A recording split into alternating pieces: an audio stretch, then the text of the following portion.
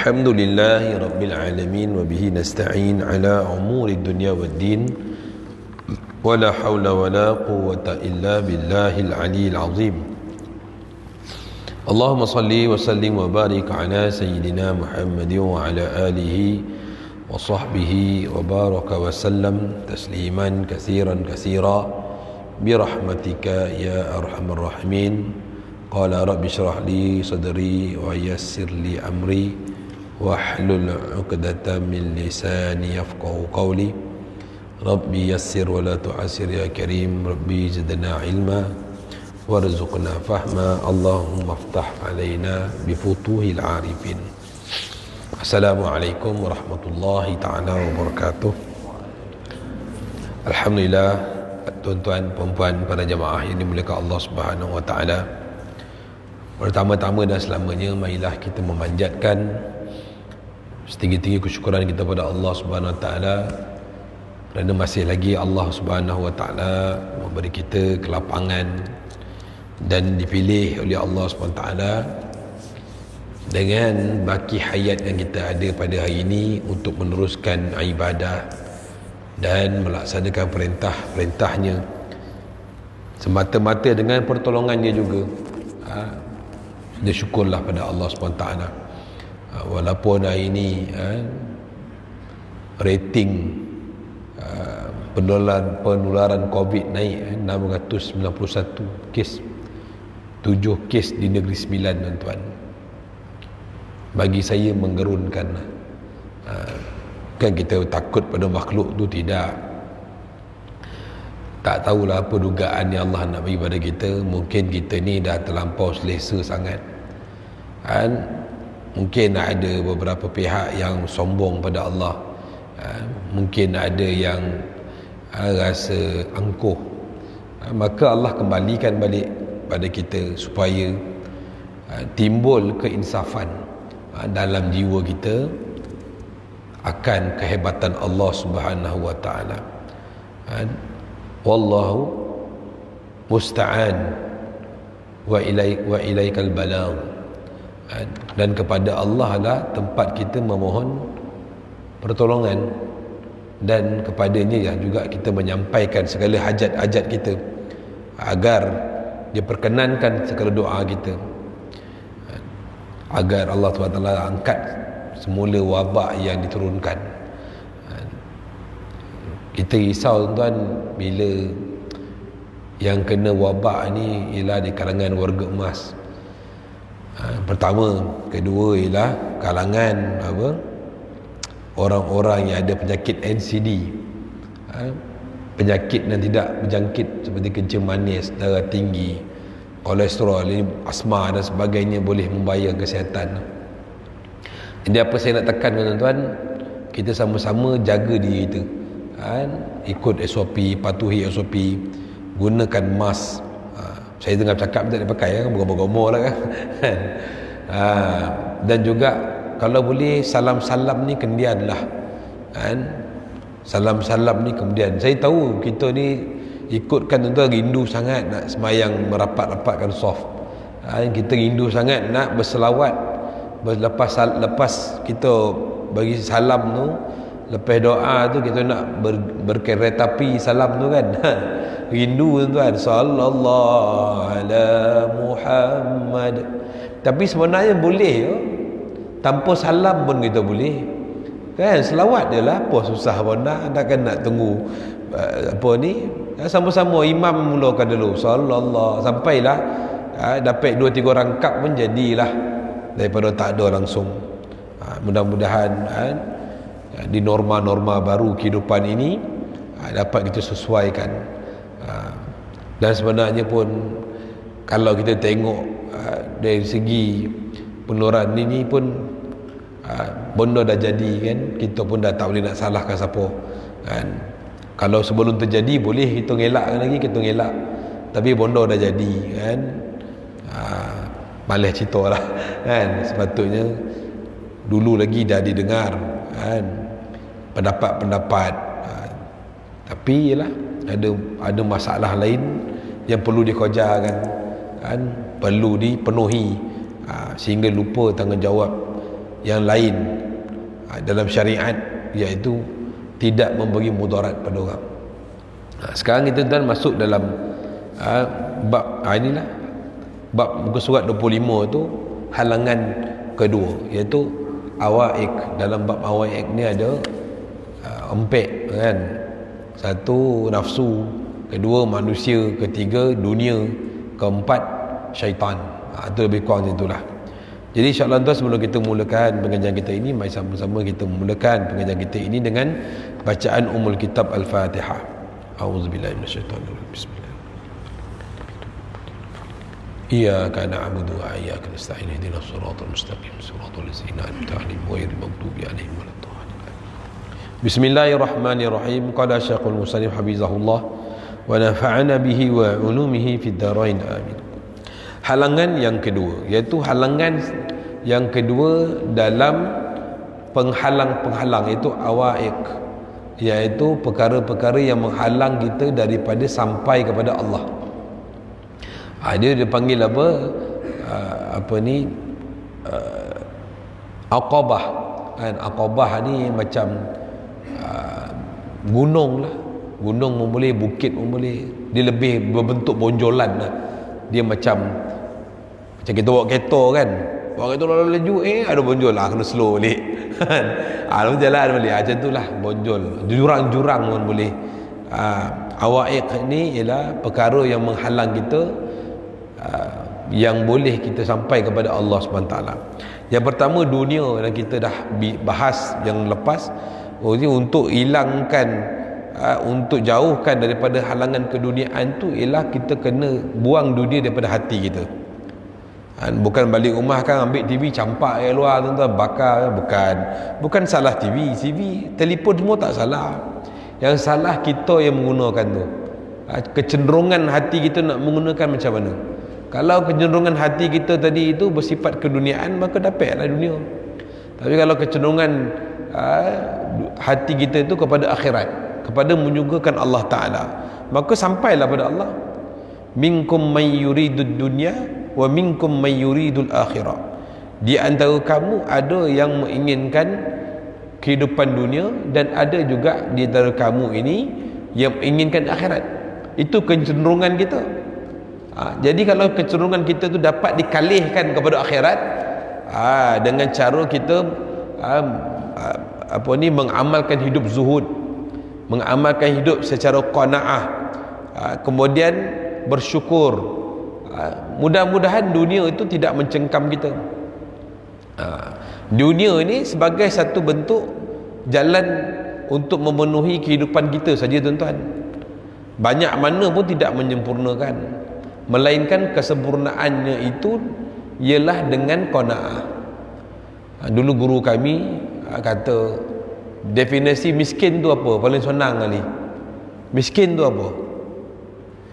Miskin tu ialah orang yang tak pernah rasa cukup. Senang sih. Tak pernah cukup. Kaya dah, tak cukup-cukup lagi. Miskin lah tu. Miskin ni definisinya ialah dia tidak melihat apa yang ada, tetapi sibuk mencari benda yang tak ada. Macam Nabi kata kan, Nabi kata kalau anak Adam ini dapat 2 gunung omeh, pasti dia hendakkan gunung omeh yang ketiga. Kalau dia nampak 2 gunung omeh yang dia dapat tuan-tuan, dia dah cukup syukur dah. Kalau dapat gunung ketiga tu, kalau diberi oleh Allah, dia terima lah, tak perlu cari pun. Kalau kita tengok 2 dengan 1, mana yang banyak? Tentu 2 banyak. Kenapa kita terhegeh benda yang 1 yang belum ada lagi? Sedangkan 2 tu kita dah dapat. Patut kita utamakan, jaga yang 2 ni. Tak perlu kita terhegeh-hegeh pada dunia. Itu maksudnya tak cukup. Alhaakumut takasur hatta zurtumul maqabir. Mereka yang sentiasa mengumpul-gumpul harta. Alhaakumut takasur. Orang yang mengumpul-gumpul tu maksud tuan-tuan ni dah sentiasa tak cukup. Sampai bila? Hatta zurtumul maqabir, sehinggalah dia dihantar ke kubur. Betul beliak biji mata, masih lagi nakkan kumpul dunia, tak faham tuan-tuan. Itu yang kita kena faham zuhud. Zuhud ni berada di tangan saja, dia bukan di hati. Itu Imam Junaid Baghdadi rahimahullah mengatakan bahawa zuhud itu hanya di tangan. Kalau lepas tak ada benda. Itu zuhud dunia. Lepas itu ulama mentamsilkan atau mencontohkan bagaimana keutamaan dunia yang perlu ada, keutamaan agama ataupun akhirat yang perlu ada lebih daripada keutamaan dunia. Faham tak? Contohlah, ulama kata macam mana kita nak tahu tamsilannya. Seperti mana satu orang yang mana zaman dulu kan, kalau kita tengok di tangan dia ni, dia pergi, dia ambil air kan, dia ambil airnya tu dia jinjing di tangan kiri kanan. Atas kepala dia ni ialah pakaian yang dah bersih dan dibasuh. Lepas dia basuh, dia ambil air. Betul tak? Jadi bila dia bawa air, kepala dia ni junjung apa? Kain bersih. Maka bila dia perasan tengok agak kain atas dia junjung itu nak jatuh, apa dia buat tuan-tuan? Dia jalan terus ke? Tidak, dia akan berhenti, dia akan lepaskan air di tangan tu dan betulkan balik kain yang baldi yang atas kepala dia tadi. Lepas dah betulkan, baru dia ambil balik air tadi dan dia berjalan semula. Begitulah juga kalau nak jatuh lagi, dia akan berhenti, dia betulkan balik. Jadi ulama mentamsilkan ialah apa? Di atas kepala junjung kita ni ialah agama kita. Yang bersih, yang suci, yang tak ada kotor. Di air ni ialah keperluan kita. Kita punya dunia kita ni. Bila kita perhati macam nak ada tumbang sikit akhirat kita ni, nak cedera, maka cepat-cepat tinggalkan kejap dunia ni. Lepas kejap. Betulkan balik dunia akhirat kita ni, baru kita ambil dunia. Sambung balik jalan. Macam kita sembahyang kan. Bila kita dengar aja Allahu Akbar, Allahu Akbar, tutuplah kodai semua. Betulkan akhirat kita dulu. Bila akhirat kita dah betul, maka dunia kita tu tak mudah nak bawa. Itu penting tuan, kita kena faham keduniaan yang bagaimana. Keduniaan tu hanya di tangan saja, bukan dunia ni di kepala. Orang sekarang dunia kat kepala, tangan dia agama. Bila nampak goyang dunia tu, ada capek-capek dia tinggalkan, dia betulkan dunia dulu. Itu yang salah dalam kita beradab pada Allah Ta'ala. Patutnya akhirat kita yang kita tentukan, akhirat kita yang kita kena pastikan bagaimana perjalanan kita akan datang nanti. Wal akhiratu khairun wa abqa, dan akhirat itu lebih baik, kekal sifatnya. Dunia ni sekejap tuan-tuan. Jadi yang halangan yang kedua pula ialah manusia itu sendiri.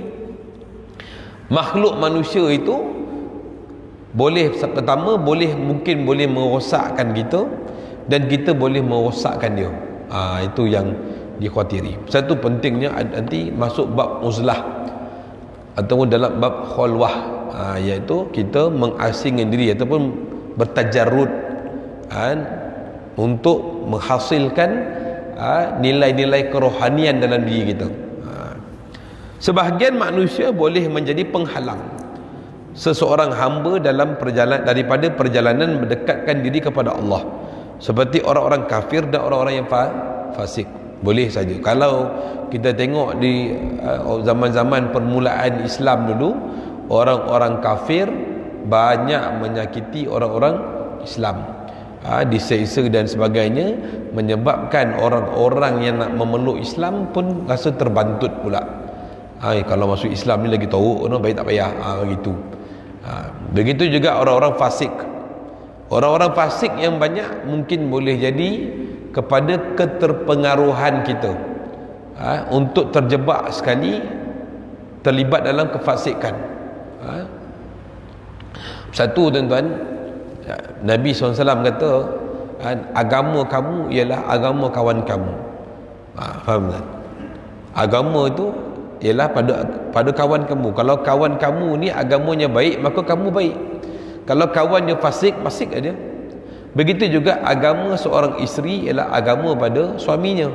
Kalau suaminya saleh, suaminya tawaduk, suaminya itu wara', maka isteri pun akan jadi wara', isteri pun akan jadi salihah, kerana pimpinannya betul. Penting kita mencari kawan-kawan yang baik. Dan sebagai mak ayah tuan-tuan, kita wajib memantau anak-anak kita ataupun anak jagat bawah jagaan kita dengan siapa dia berkawan. Berkawan tu tak ada masalah, kawan lah. Tapi dah sampai tidur 3-4 hari tak balik-balik, itu kan kawan tu. Kena capek-capek berubat. Capek-capek kita cogah dia sebelum dia menular, macam wabak Covid pula kan. Esok dah menyerap, dia dah pandai tinggi suara, ada masalah ni. Ini ada masalah. Baik.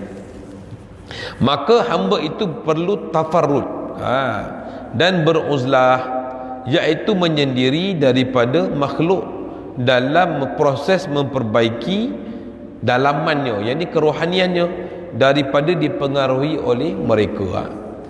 Kita kalau maksudnya kena bersihkan jiwa itu beruzlah agar diri kita itu bersih. Wadah ni macam air kan, ni cawannya dalam ni berlumpur berlumut kan.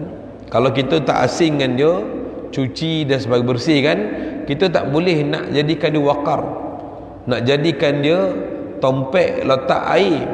Sebab kalau air itu bersih sekalipun, di dalamnya masih berkeraladak, masih ada tai cicak dan sebagainya, air tadi akan jadi mutan najis juga. Jadi perlu membersihkan diri. Itu nanti akan datang bertaubat, datang pada insaf dan sebagainya, untuk membersihkan ruang dalaman tadi itu, supaya limpahan kerohanian daripada Allah itu masuk dalam hati kita, dengan zikirnya, dengan tilawahnya dan sebagainya. Nanti orang akan tanya, Ustaz,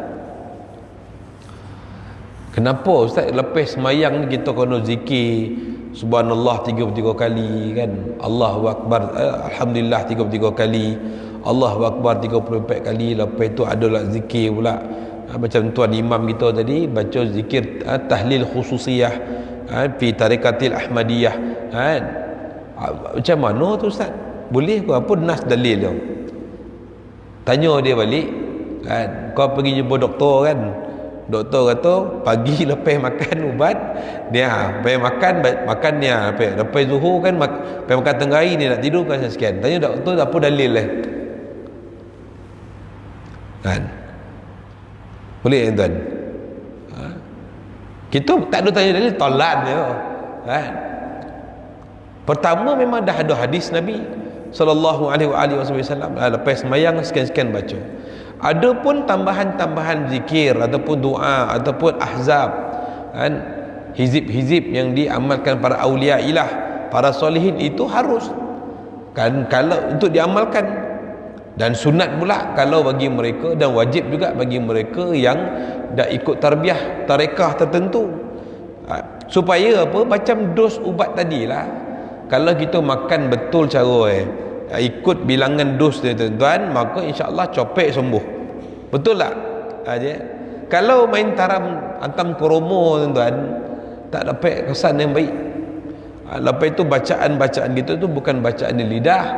Sebut subhanallah itu menggambarkan kesucian pada Allah, yang tidak ada padanya segala kelemahan. Bila sebut alhamdulillah itu tergambar dalam hati kita segala nikmat-nikmat yang Allah beri pada kita. Paling besar nikmat agama lah tuan-tuan yang kita boleh gambarkan.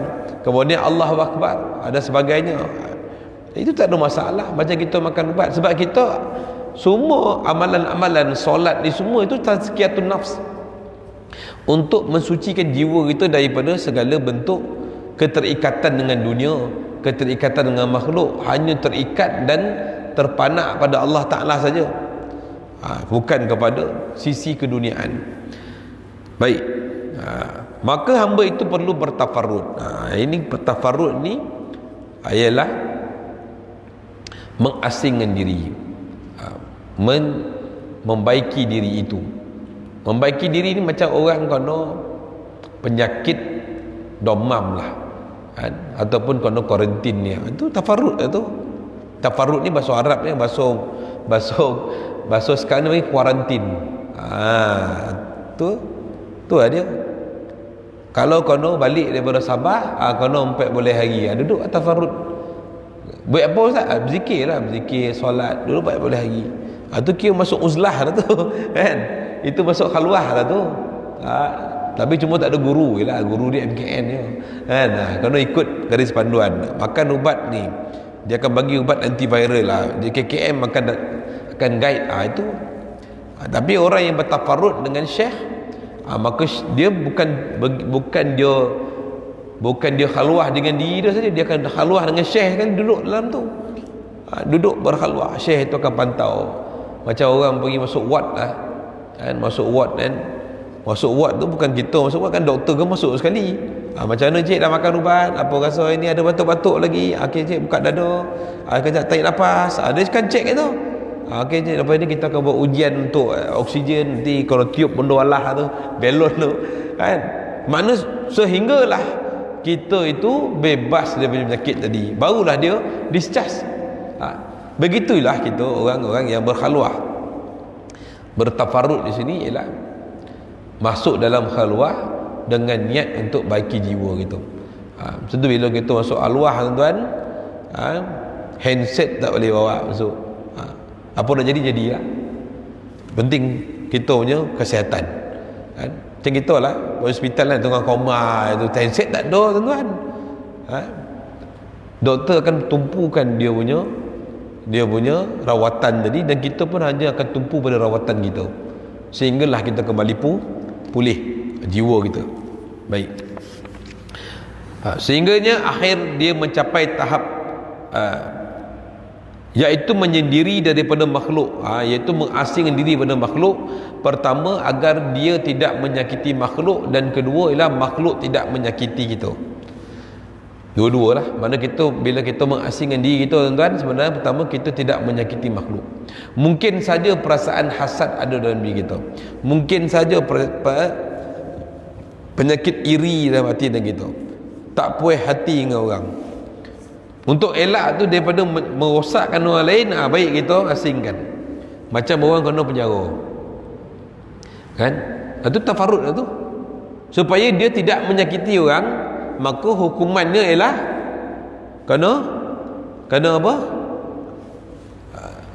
Kena ni, Allahumma salli Muhammad.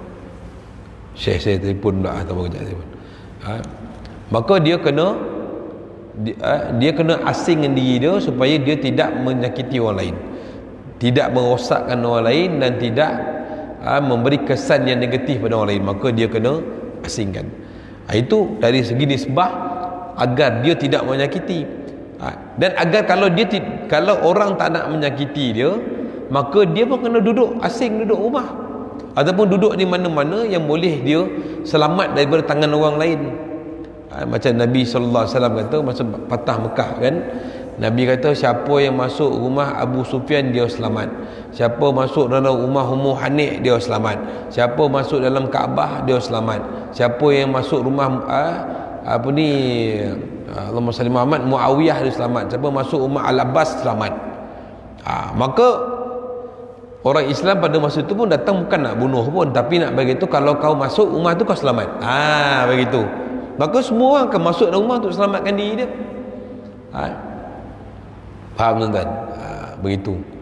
Supaya kita tidak ditimpa penyakit, lebih-lebih penyakit-penyakit hati, penyakit-penyakit maksiat, yang semakin kalau boleh mendapat kesan yang tak baik daripada orang lain. Kemudian sehingga akhirnya dia mencapai tahap khalwah fil jalwah, iaitu ketika tubuh badan bersama dengan manusia, hati masih tetap bersendirian dengan Allah. Dia sibuk menguruskan dia, lepas dia mengalami tafarrud tadi, mengasingkan diri, dia beruzlah, berkhalwah, sikit sebanyak dia membaiki diri dia. Akhirnya dengan izin daripada lepas dia berkhalwah tadi, maka syekhnya tadi melepaskan dia. Akhirnya dia boleh, walaupun dia sibuk mana pun dengan dunia tadi tidak memberi kesan pada diri dia. Hanya diri dia Allah saja, dalamannya hanya Allah saja, fikirannya hanya pada Allah, tumpuan hatinya hanya pada Allah, tidak kepada makhluk. Macam saya selalu buat cerita, macam belut lah tuan-tuan kan. Belut ni duduk dalam lumpur kan, duduk dalam lumpur kan. Tapi kalau dapat tangkap belut, satu lumpur pun tak ada kat dia, betul tak? Basuhlah kadar, cincang, buang kepala, masak sup belut kan. tak ada rasa lumpur pun. Begitu. Itulah keadaan orang yang mana walaupun dia duduk dalam lingkungan maksiat kotoran sekalipun, hatinya terpaut pada Allah. Hatinya dia memandang pada Allah walaupun disibukkan berbagai-bagai muamalah. Bukan muamalah yang baik saja, bahkan muamalah di kiri kanannya terlibat dengan perkara-perkara negatif pun dia tidak terangsang dan dia tidak terkesan. Itu perlu. Pasal tu kena ada uruzlah. Pasal tu tuan-tuan, tasawuf ini dia bukan, yang kita belajar ni ialah suatu metodologi saja, satu teori saja dalam ni. Selagi tuan-tuan tidak masuk dalam tarbiyah ataupun tidak menjalani tarbiyah, selagi itu kita tak faham apa itu zuhud. Zuhud tu macam mana? Nak buang dunia. Buang dunia macam mana? Kena ada kaedah. Kadang-kadang kita buang dunia nanti kan kita buang dunia ikut nafsu kita. Macam setengah syekh kan, macam setengah syekh datang, orang miskin datang pada syekh, maka dia pun datang untuk ditarbiyah. Maka syekh akan tanya dia, awak ni kerja apa, bayar apa, gaji sebulan berapa. Maka syekh dah tahu dia ni bukan orang senang, dia ni orang miskin. Maka apakah ramuan ataupun dia punya pengubatan dia tadi tu untuk memastikan hati dia bersih, elok, ditazkiyah? Syekh tadi tak boleh bagi rawatan macam rawatan pada orang yang kaya. Untuk orang miskin ni, syekh akan ajar bagaimana sifat qanaah, sifat rasa cukup, rasa syukur pada Allah. Maka mungkin syekh akan dudukkan dengan dia, makan dulu, awak makan satu hari berapa kali? Saya makan 2 kali syekh. Tak apa, awak ini dengan saya makan sekali je. Makan pagi je. Makan daya, aku selalu makan 2 kali, makan sekali. Lama-lama dia kata, tak apalah, qanaah lah, Allah dah bagi saya sekali ni pun dah syukur lah. Ada orang tak makan langsung, maka dia pun rasa syukur. Ada juga orang makan, dapat juga aku makan satu hari, dan lapar satu hari. Mana dia memandang pada Allah itu dengan sifat syukur dan sifat qanaah, rasa cukup. Maka apabila dia kembali pada keluarganya, dia rasa cukup. Dia tak rasa perlu rasa mencari dunia, berluru lara dan sebagainya. Dia hanya banyakkan masa itu untuk baiki hubungan dia dengan Allah, dengan ibadah, dengan menjaga muamalah, menjaga tanggungjawab dia sebagai ketua keluarga sebagainya. Untuk diri dia cukup berqanaah. Begitu juga dengan orang kaya. Bila orang kaya datang untuk ditarbiyah, maka syekh tadi tidak akan bagi rawatan macam mana pada orang miskin. Maka untuk orang-orang kaya, maka syekh akan ajar zuhud, akan mentarbiyah bagaimana hidup zuhud.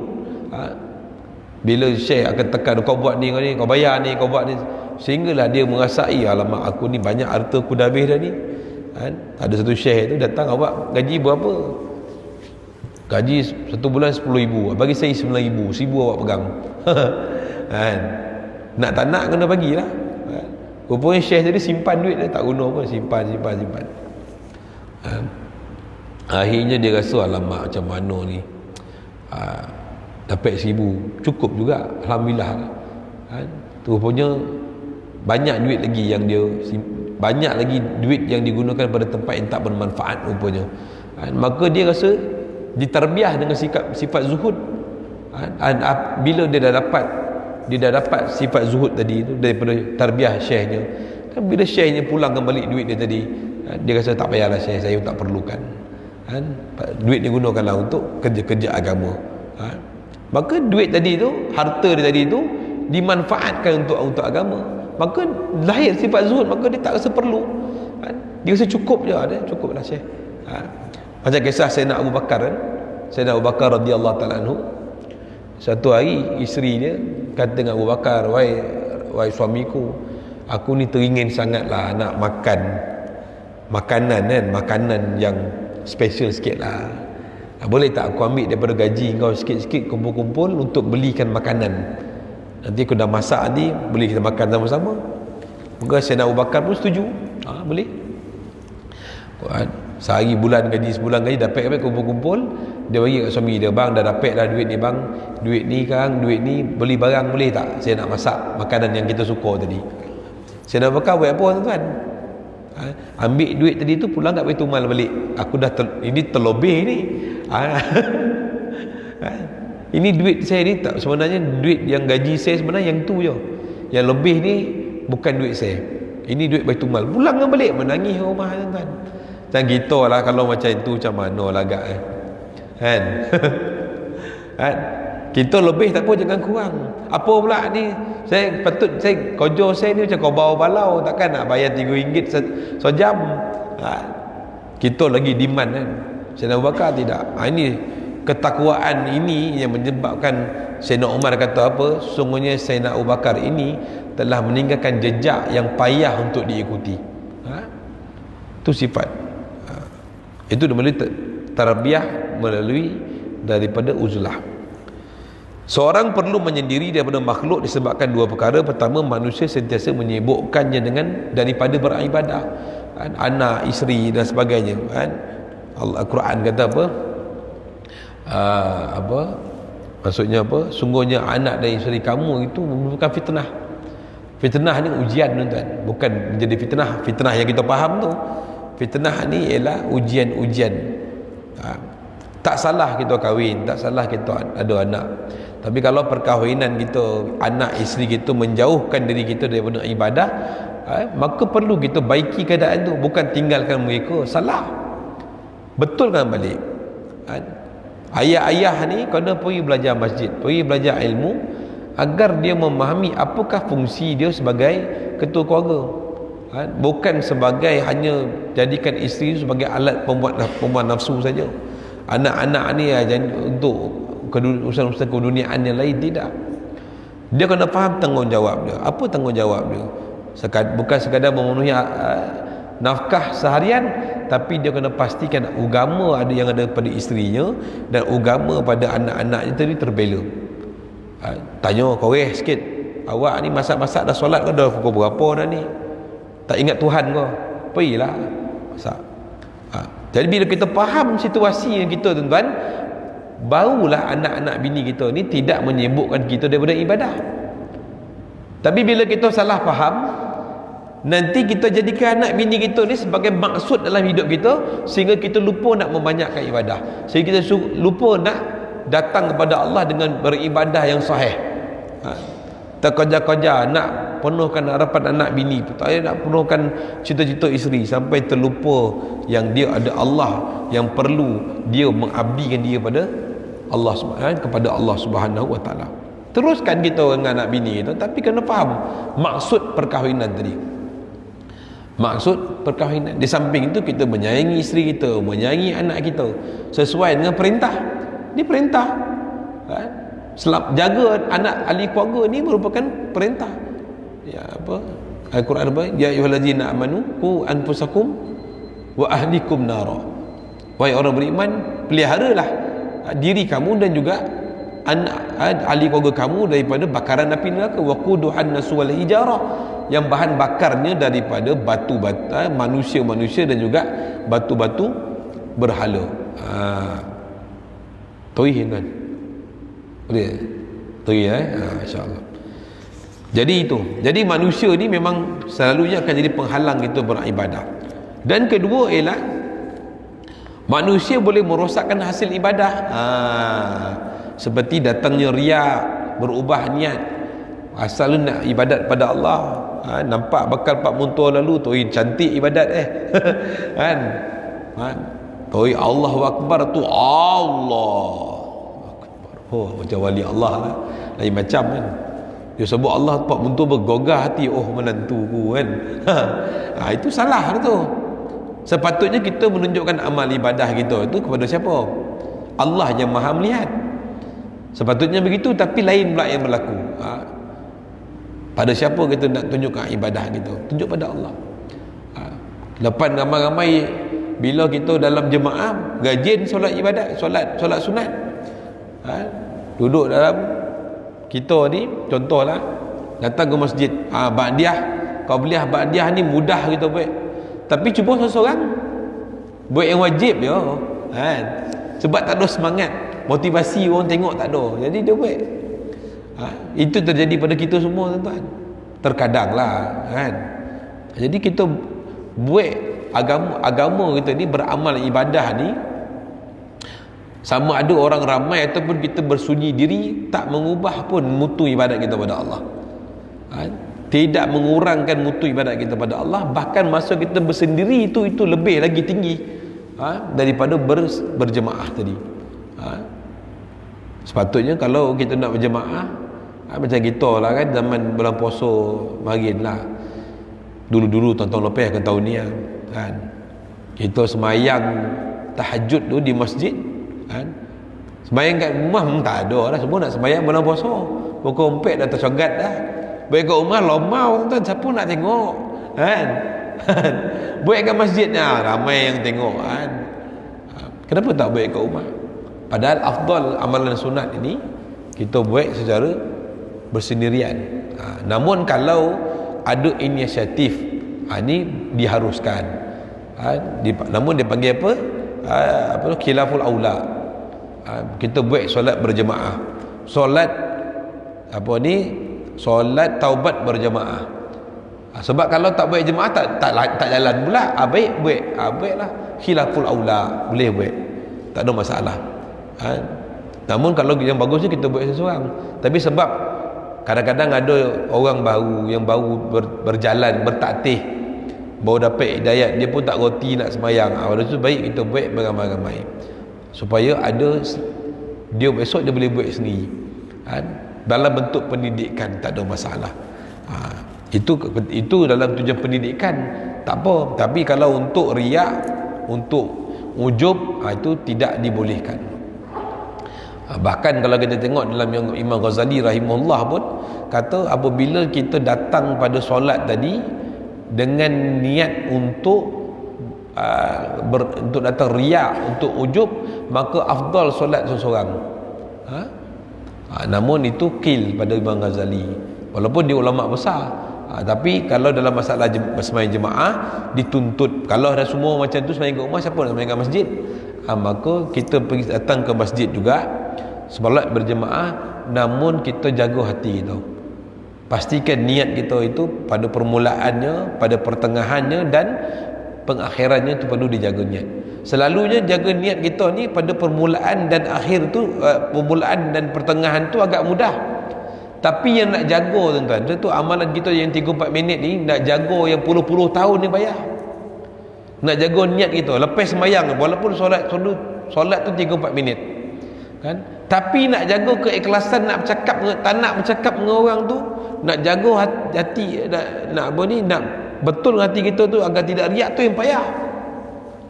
Itu yang kena ada pentarbiahan keikhlasan pada Allah Subhanahu wa taala. Seperti menjadi sebab berubah niat seseorang dalam beramal dan sebagainya.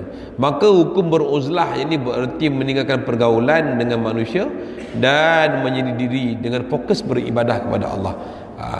Penting tuan-tuan, kita kena buat. Satu, kalau kita tengok saudara kita daripada jemaah tabligh kan, jemaah tabligh mereka keluar 3 hari, keluar 40 hari, keluar 4 bulan. Mereka sebenarnya sedang beruzlah. Mereka sedang nak baiki jiwa mereka, nak baiki diri mereka, nak bertazkiyah. Di samping itu mereka pun mengajak saudara-saudara kita yang lain untuk baiki diri. Salah kan tuan? Tak salah. Tapi kalau kita keluar dengan mengabaikan tanggungjawab, tanpa ada orang yang mengambil tanggungjawab dan sebagainya, itu yang salah. Sebab tu kan saya dulu pun pernah terlibat dengan jemaah tabligh. Kalau sesiapa yang nak keluar mesti dengan mesyuarat.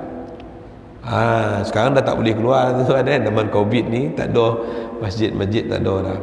Kena keluar dengan, kena mesyuarat, kena berbincang dengan orang-orang lama dalam jemaah tabligh. Tanya, awak ni nak keluar 4 bulan, yo berapa belanja?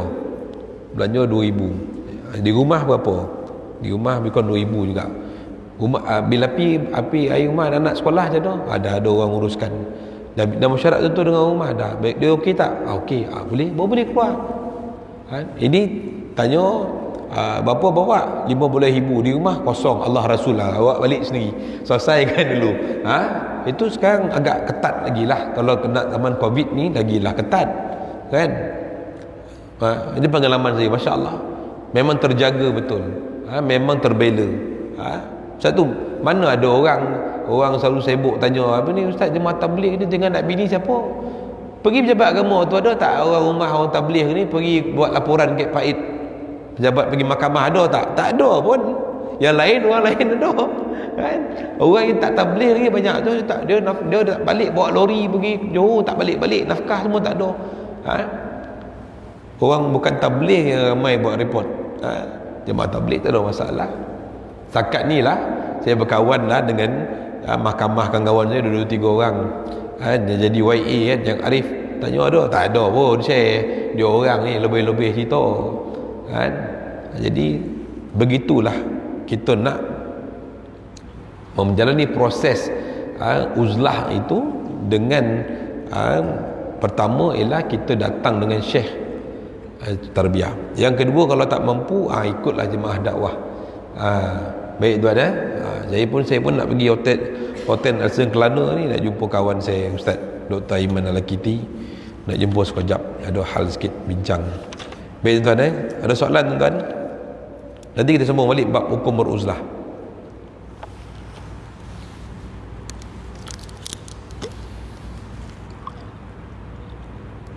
Ada tanya? Kaum ibu ada soalan? Tak ada. Semua ada wali belakang tu lah kan.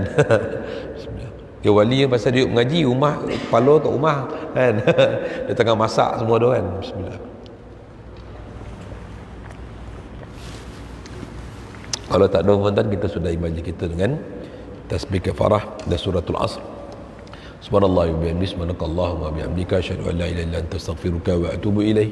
Subhana rabbika rabbil izzati amma yasifun wa salamun alal mursalin walhamdulillahi rabbil alamin.